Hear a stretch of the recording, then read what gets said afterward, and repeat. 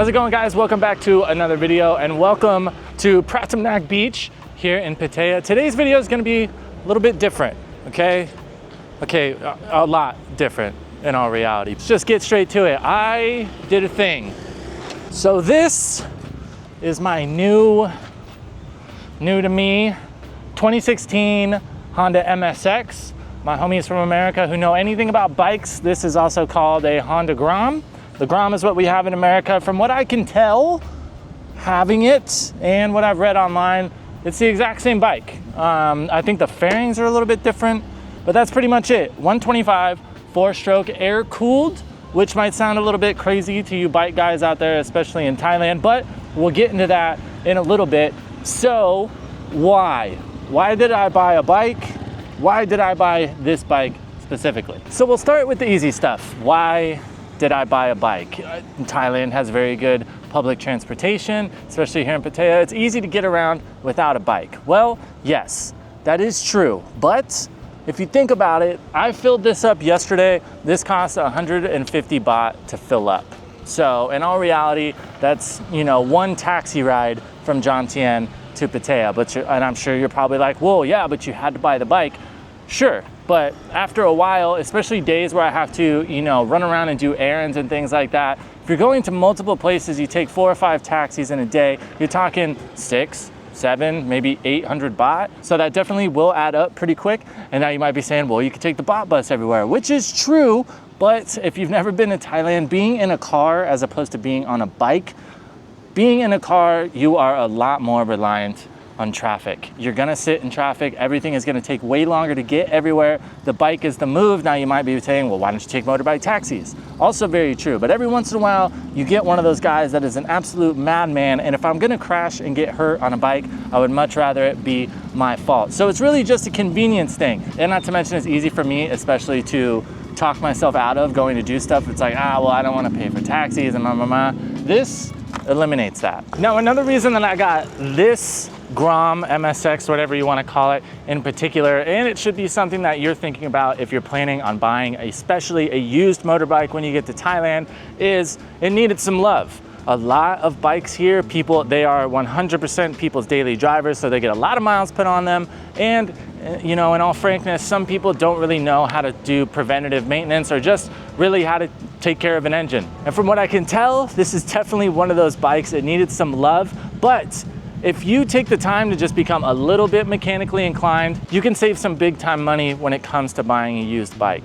Things like, you know, flat tires, or even if something just needs like a new spark plug or brake cables, that can save you a lot of money when you're buying the bike. And in all reality, the parts are cheap and it's not really that hard to fix them. Another big reason I got this bike in particular, a huge reason that I love Hondas in general, is the craftsmanship and the way that they build a lot of these bikes. They build them to be worked on. So they have the idea that parts are gonna need to be replaced. They try to design it so it's easy to do that.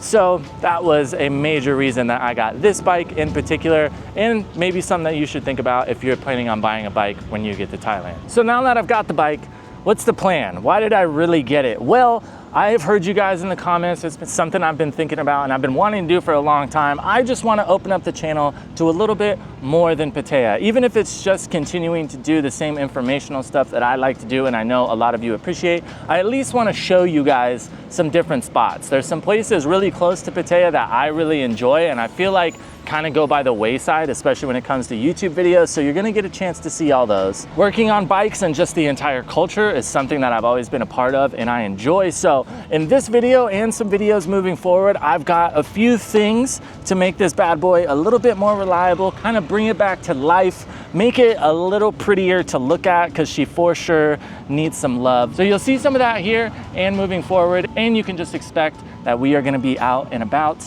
quite a bit more.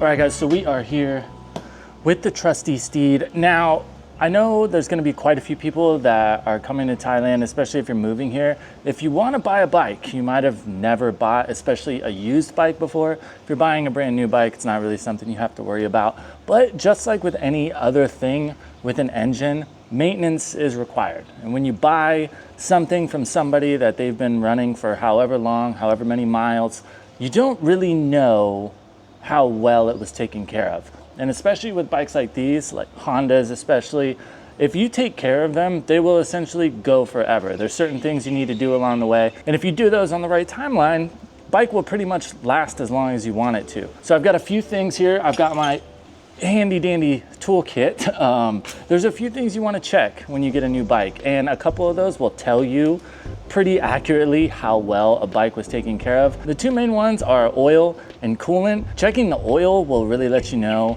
how well somebody has taken care of it, and unfortunately the oil in this was disgusting when it was changed the other day. So I've got a few things I'm going to do today. One, new spark plug. This blew my mind how tiny and cute this little thing is. I mean, it makes sense, little 125 motor. Only have to buy one of them instead of 4 to 8 or 12, depending on what you want to drive. Me, I'm a tall guy.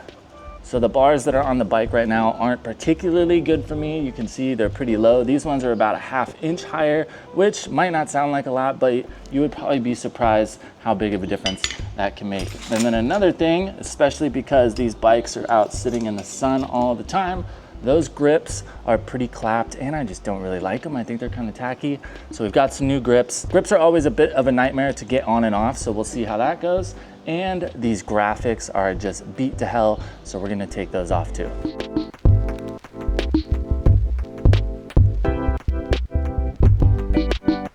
Okay, spark plug's out.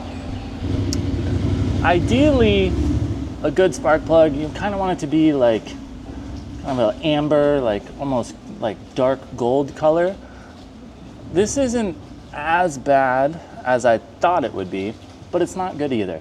Another good thing to look for is to make sure you don't have oil on the business end.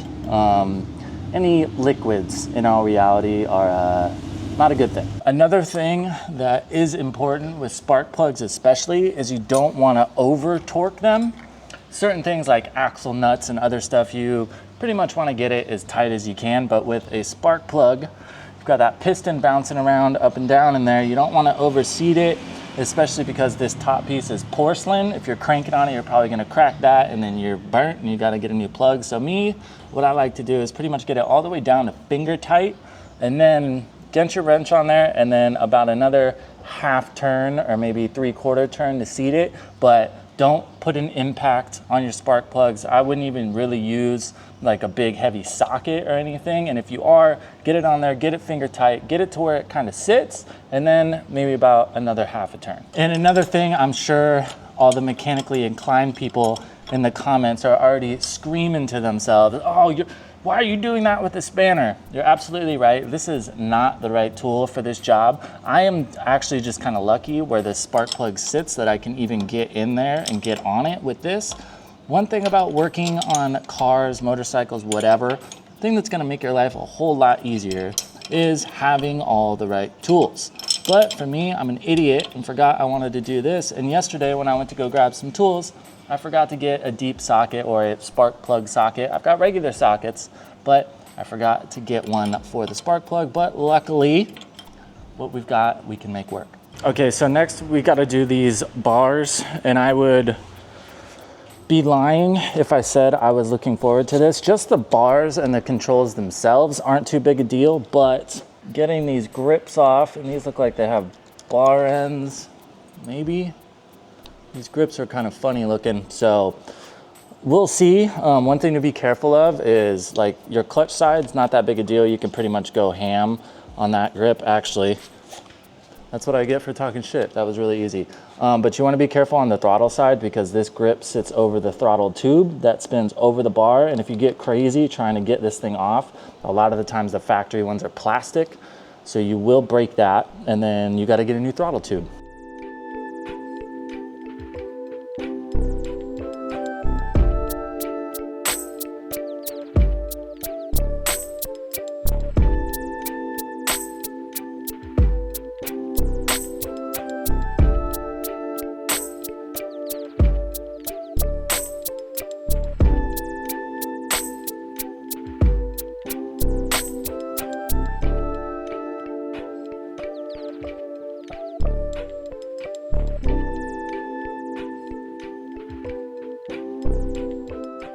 Okay, so status normal, especially for me. We've hit a bit of a snag. So I was not really thinking when I ordered new bars.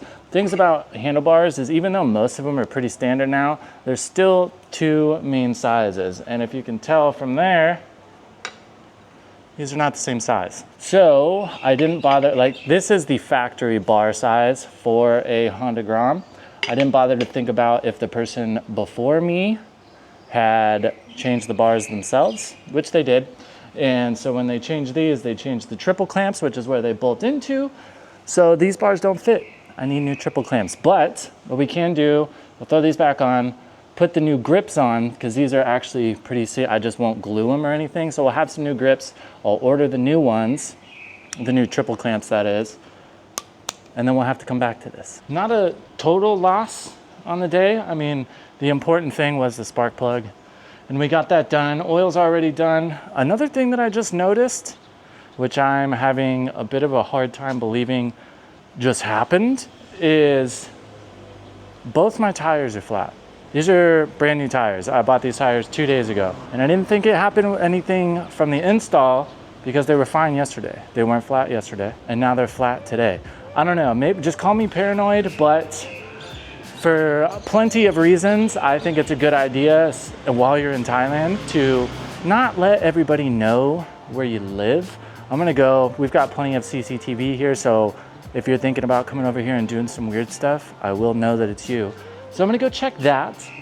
That seems a little bit strange to me. What do you guys think? You think it's just coincidence? And if it was just one tire, okay, but the front and the rear are both flat.